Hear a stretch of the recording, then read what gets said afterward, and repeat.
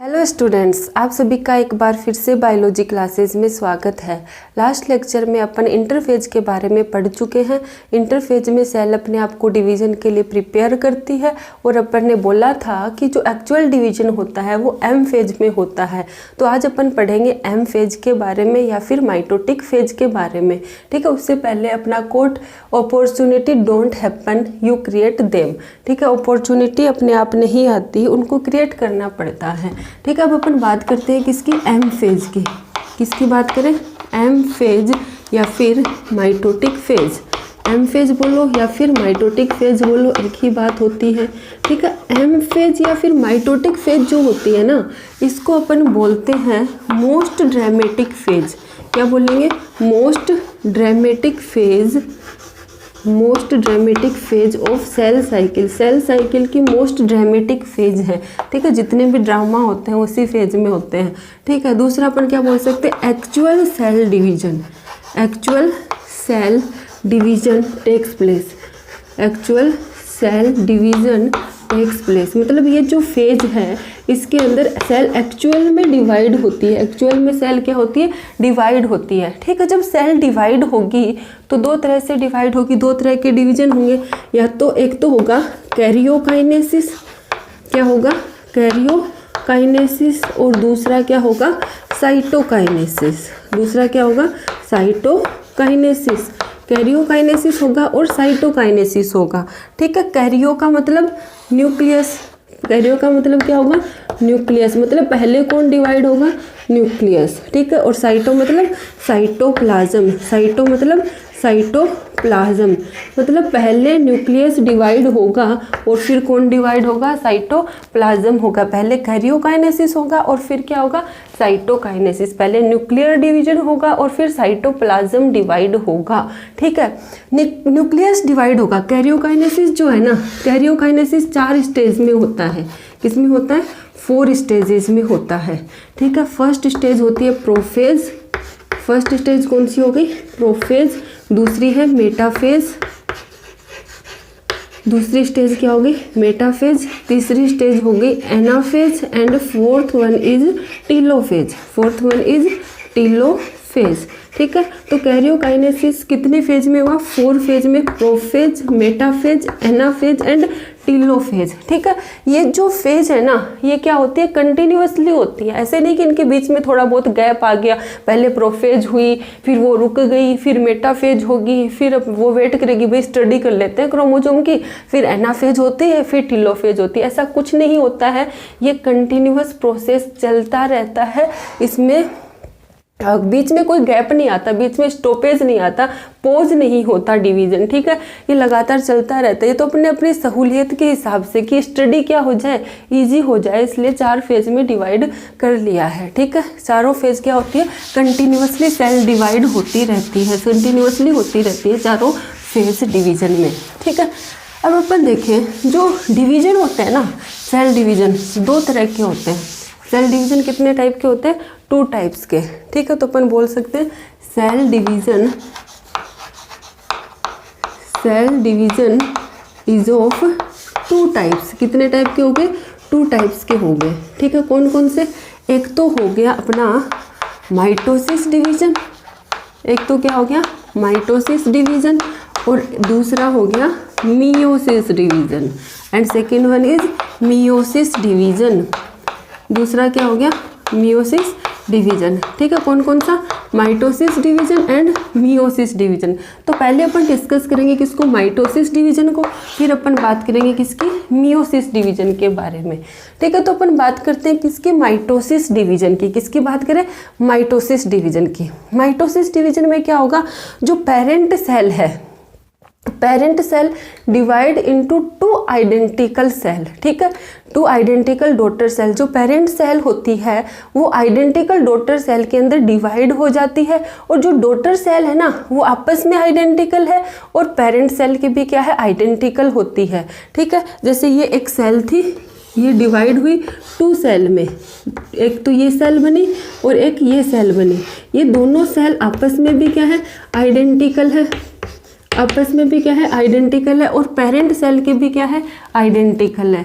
ठीक है, या फिर इसमें जो डीएनए होता है ना, मतलब इस सेल का जो डीएनए होता है वो इन दोनों सेल के अंदर डिस्ट्रीब्यूट होगा। डिवीजन में क्या हो रहा है, सेल डिवीजन में अपन क्या कर रहे हैं, जो इंटरफेज के अंदर डीएनए जो है वो डबल हो गया था, डीएनए का क्या हो गया था, डुप्लीकेशन हो गया था एस फेज में, ठीक है, डुप्लीकेट हो गया डीएनए, एक डीएनए से अपने पास 2 डीएनए बन गए, ठीक है। अब उन डीएनए को, वो जो 2 डीएनए बने हैं ना, उन डीएनए को डॉटर सेल में इक्वली डिस्ट्रीब्यूट करना क्या होता है, सेल डिवीजन में होता है, ठीक है। तो माइटोसिस में तो क्या हो गया, इक्वली डिस्ट्रीब्यूट हो गया, जितना इसके पास था उतना ही इसके पास चला गया। तो इसमें जितने नंबर ऑफ क्रोमोजोम थे ना, उतने नंबर ऑफ क्रोमोजोम किस में हो गए, डॉटर सेल में हो गए। जितने क्रोमोजोम नंबर पेरेंट सेल में थे उतने क्रोमोजोम के नंबर किस में हो गए, डॉटर सेल में हो गए, ठीक है। ये क्या था, माइटोसिस। मियोसिस मतलब एक सेल डिवाइड हुई, इसने 4 डॉटर सेल का फॉर्मेशन किया। कितनी डॉटर सेल का फॉर्मेशन किया, 4 डॉटर सेल का फॉर्मेशन किया। और क्रोमोजोम इसके पास मान लो 2n क्रोमोजोम थे, तो इनके पास क्या हो गए, n क्रोमोजोम हो गए। इनके पास क्या हो गए, n, मतलब क्रोमोजोम नंबर क्या हो गए, हाफ हो गए, ठीक है। मियोसिस डिवीजन में क्रोमोजोम नंबर क्या हो जाते हैं, हाफ हो जाते हैं, और इसमें क्या होते हैं, क्रोमोजोम नंबर इक्वल रहते हैं। पेरेंट सेल और डॉटर सेल में क्रोमोजोम नंबर इक्वल कौन से डिवीजन में, माइटोसिस में। और मियोसिस में क्या हो रहे हैं, हाफ हो रहे हैं क्रोमोजोम नंबर। इसमें क्रोमोजोम नंबर कम हो रहे हैं, इसलिए अपन इसको क्या बोल सकते हैं, रिडक्शनल डिवीजन। क्या बोलेंगे, रिडक्शनल डिवीजन। क्यों, क्योंकि क्रोमोजोम के नंबर रिड्यूस हो रहे हैं, क्या हो रहे हैं, रिड्यूस हो रहे हैं, मतलब आधे हो रहे हैं, हाफ हो रहे हैं, ठीक है। इसमें क्रोमोजोम नंबर सेम है, ना तो ज़्यादा हो रहे हैं ना ही कम हो रहे हैं, इसलिए इसको क्या बोल देंगे, इक्वेशनल डिवीजन। क्या बोलेंगे, इक्वेशनल डिवीजन। क्यों बोला इक्वेशनल डिवीजन, क्योंकि number of chromosome parent cell और डॉटर सेल में क्या है, सेम है। क्या है, सेम है। अब माइटोसिस होगा या फिर मियोसिस होगा, तो दोनों में ही पहले क्या होगा, कैरियोकाइनेसिस होगा, और फिर क्या होगा, साइटोकाइनेसिस होगा। तो पहले अपन बात करेंगे किसकी, माइटोसिस डिवीजन की। किसकी बात करेंगे, माइटोसिस डिवीजन। पहले अपन बात कर रहे हैं किसकी, माइटोसिस डिवीजन की। माइटोसिस डिवीजन में क्या है, सेम क्रोमोजोम नंबर है, सेम क्रोमोजोम्स हैं, या फिर अपन बोल सकते हैं कि जो क्रोमोजोम का डीएनए का जो डिस्ट्रीब्यूशन हो रहा है ना, वो इक्वली हो रहा है डॉटर सेल में, ठीक है। माइटोसिस डिवीजन में भी 2 तरह के, एक तो कैरियोकाइनेसिस होगा पहले, और कैरियोकाइनेसिस के बाद में क्या होगा, साइटोकाइनेसिस। कैरियोकाइनेसिस के बाद में क्या होगा, साइटोकाइनेसिस। तो कैरियोकाइनेसिस की 4 फेज पढ़ी थी अपन ने, prophase, metaphase, anaphase and telophase. तो अपन सबसे पहले बात करेंगे किसकी, प्रोफेज की। प्रोफेज में क्या होता है, माइटोसिस की प्रोफेज में क्या होता है, प्रोफेज में क्या होगा, प्रोफेज में क्या होगा, जो डीएनए है ना, डीएनए का क्या हो जाएगा, कंडेंसेशन हो जाएगा, कंडेंसेशन ऑफ क्रोमोजोम मटेरियल, या फिर अपन बोल सकते हैं जो क्रोमोजोम मटेरियल उसका क्या हो जाएगा, कंडेंसेशन हो जाएगा, ठीक है। क्रोमोजोम जो है वो क्या है, एक ऐसे बॉल लाइक, जैसे ऊन की बॉल होती है ना, है ना, बॉल मतलब वूल की जो बॉल होती है, वूल की बॉल के जैसे होता है, और कंडेंस होना स्टार्ट हो जाता है, ठीक है। कंडेंस होके वो क्या बनाएगा, क्रोमेटिन मटेरियल बनाएगा, ठीक है। जैसे ये एक सेल है, ठीक है, इस सेल के अंदर ये क्या है, न्यूक्लियस है, ठीक है। न्यूक्लियस के अंदर क्रोमोजोम मटेरियल ऐसे पड़ा है, ठीक है। प्रोफेज में क्या हुआ, ये कंडेंस होना स्टार्ट हुआ, कंडेंस होके एक सेंट्रोमियर है, सेंट्रोमियर में ऐसे ये क्या है, फाइबर्स क्रोमेटिड ऐसे अटैच होना स्टार्ट हो गए, ठीक है। ऐसा सा होगा किसमें, प्रोफेज में, ऐसा सा क्या होगा, प्रोफेज में, ठीक है। और जो सेंट्रियोल है ना, साइटोप्लाज्म में क्या है, सेंट्रियोल, एस फेज में साइटोप्लाज्म में सेंट्रियोल डुप्लीकेट हुई थी, तो सेंट्रियोल ऑपोजिट पोल की तरफ मूव करना स्टार्ट कर देगी। Centriole starts moves towards opposite pole, ठीक है। सेंट्रियोल क्या करेगी, ऑपोजिट पोल्स की तरफ मूव करना क्या कर देगी, स्टार्ट कर देगी, किसमें, प्रोफेज में, ठीक है। कंडेंसेशन हो जाएगा क्रोमोजोम का, ठीक है। ये तो अर्ली प्रोफेज की बात हुई। अगर अपन लेट प्रोफेज की बात करें, तो ये जो न्यूक्लियर मेम्ब्रेन है ना, न्यूक्लियर मेम्ब्रेन डिसइंटीग्रेट होना स्टार्ट हो जाती है, न्यूक्लियर मेम्ब्रेन डिसइंटीग्रेट होना स्टार्ट हो गई, ठीक है। और इसको अपन माइक्रोस्कोप पे लेट प्रोफेज में, अगर इसको अपन माइक्रोस्कोप पे देखें ना लेट प्रोफेज को, तो अपने को इसमें कोई भी सेल ऑर्गेनल विजिबल नहीं होगा, कोई भी सेल ऑर्गेनल अपने को विजिबल नहीं होगा, मतलब सेल ऑर्गेनल डिसअपियर हो जाते हैं। सेल ऑर्गेनल क्या हो जाते हैं? डिसअपियर हो जाते हैं, अपने को विजिबल नहीं रहते सेल ऑर्गेनल। और सेंट्रियोल अपोजिट पोल की तरफ मूव करना स्टार्ट हो जाएगी। जो क्रोमोजोम मटेरियल है वो कंडेंस होना स्टार्ट हो जाएंगे। न्यूक्लियर एनवेलोप लेट प्रोफेज में क्या हो जाएगी? डिसइंटीग्रेट होना स्टार्ट हो जाती है, ठीक है। ऐसा होता है प्रोफेज में। अब मैं बात करूँ दूसरी फेज मेटाफेज की। दूसरी फेज कौन सी है अपनी? मेटाफेज।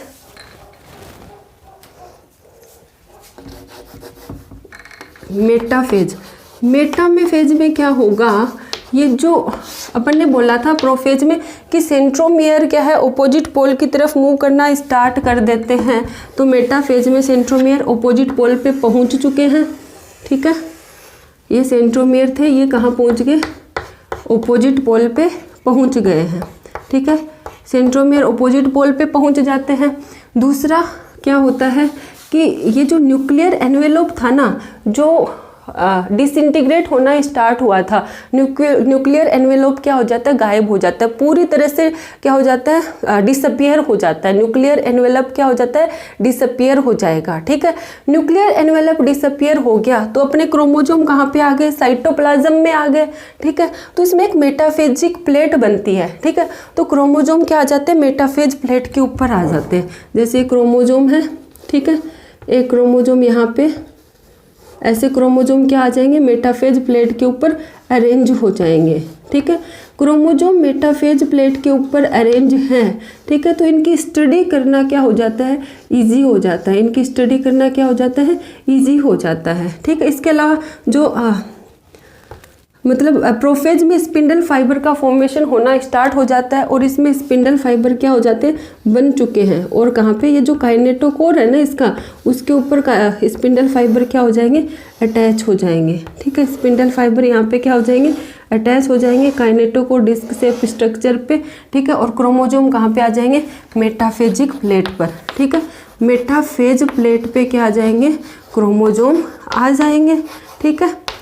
मेटाफेज प्लेट पे क्रोमोजोम आ गए, ठीक है। सेंट्रियोल जो है वो अपनी क्या होगी? अलग अलग जगह पे पहुंच गई। ये इस पे पहुंच गई, ये इस पे पहुंच गई, ठीक है। जो स्पिंडल फाइबर का फॉर्मेशन होना स्टार्ट हुआ था प्रोफेज में, मेटाफेज में वो कंप्लीट हो चुका है और यहाँ पे स्पिंडल फाइबर जुड़ चुके हैं, ठीक है। अब आएगी अपनी दूसरी फेज एनाफेज। मेटाफेज के बाद में जो नेक्स्ट फेज है वो क्या है? एनाफेज है। मेटाफेज के बाद में कौन सी फेज आएगी? एनाफेज, ठीक है। एनाफेज में क्या होगा? एनाफेज में क्या होगा? ये होगा, ये जो सेंट्रियोल है ये ऑपोजिट पोल पे है, यहाँ पे भी ऑपोजिट पोल पे है। ये जो था ना अपना क्रोमोजोम, क्रोमोजोम में क्या बनना स्टार्ट हो जाएंगे? इंटरजोनल फाइबर बनेंगे। क्या बनेंगे? इंटरजोनल फाइबर बनेंगे। तो इसका जो सेंट्रोमियर है वो स्प्लिट हो जाएगा, ठीक है। किसकी वजह से? Interzonal fibres. इंटरजोनल फाइबर्स के बनने की वजह से सेंट्रोमियर क्या हो जाएगा? सेंट्रोमियर क्या हो जाएगा? स्प्लिट हो जाएगा। सेंट्रोमियर क्या हो जाएगा? स्प्लिट हो जाएगा। तो एक क्रोमेटिड अगली जनरेशन के लिए क्रोमोजोम के जैसे क्या करेगा? बिहेव करेगा। क्रोमोजोम के जैसे क्या करेगा? बिहेव करेगा, ठीक है। और ये जो अपने स्पिंडल फाइबर हैं, ठीक है, ये तो अर्ली क्या है? एनाफेज। लेट एनाफेज में क्या होगा? ये जो अपने स्पिंडल फाइबर है ये क्या हो जाएंगे? शॉर्ट हो जाएंगे, ठीक है। स्पिंडल फाइबर क्या हो जाएंगे? शॉर्ट हो जाएंगे। और ये जो क्रोमोजोम है ना, क्रोमोजोम ऑपोजिट पोल की तरफ मूव करना स्टार्ट कर देंगे, ठीक है। ये छोटे हो गए स्पिंडल फाइबर, ये स्पिंडल फाइबर क्या हो गए? शॉर्ट हो गए। स्पिंडल फाइबर शॉर्ट हो गए और क्रोमोजोम ऑपोजिट पोल की तरफ मूव करना स्टार्ट हो गए, ठीक है। किधर की तरफ मूव करना स्टार्ट हो गए? ऑपोजिट पोल की तरफ मूव करना स्टार्ट हो गए, ठीक है। जब क्रोमोजोम मूव करेंगे ऑपोजिट पोल की तरफ तो उनकी जो आर्म्स हैं वो तो होंगे टुवार्ड्स सेंटर और उनका जो सेंट्रोमियर है वो होगा पोल की तरफ, ठीक है। उनकी आर्म तो किधर होंगी? सेंटर की तरफ। और पोल किधर होगा?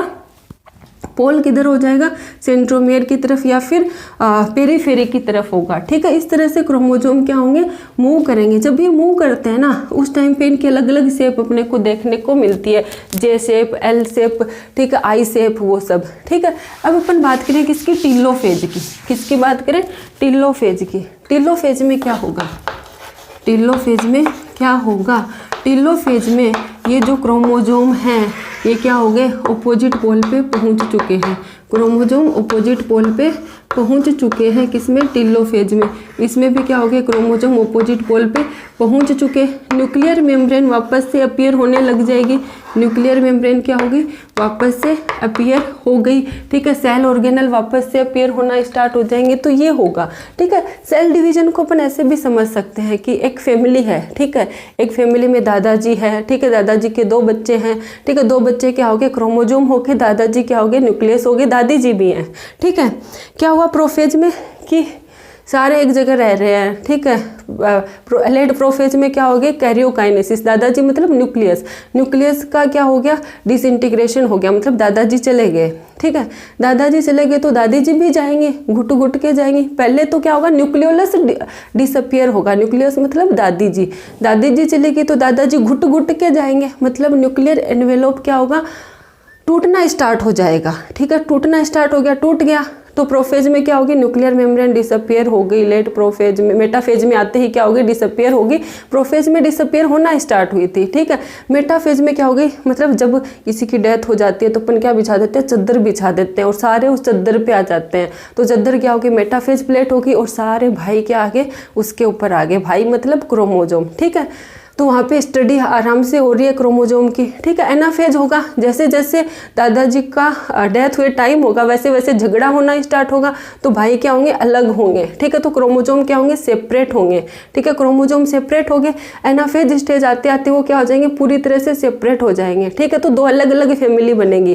ठीक है, अब दूसरी फैमिली में क्या होगा, जो पहले डैडी थे वो अब दादा बनेंगे, जो मम्मी थी वो दादी बनेगी। ठीक है, और नए क्रोमोजोम का फॉर्मेशन हो जाएगा। ऐसा ही इस वाली फैमिली में भी होगा। ठीक है, तो 2 अलग अलग फैमिली बन जाएगी। ठीक है, जैसा फैमिली में झगड़ा होता है 2 फैमिली बन जाती है, वैसा ही अपना क्या है, सेल डिवीजन है। ये क्या हो गया, कैरियोकाइनेसिस हो गया। ठीक है, अब अपन साइटोकाइनेसिस पढ़ेंगे नेक्स्ट लेक्चर में। Thank you.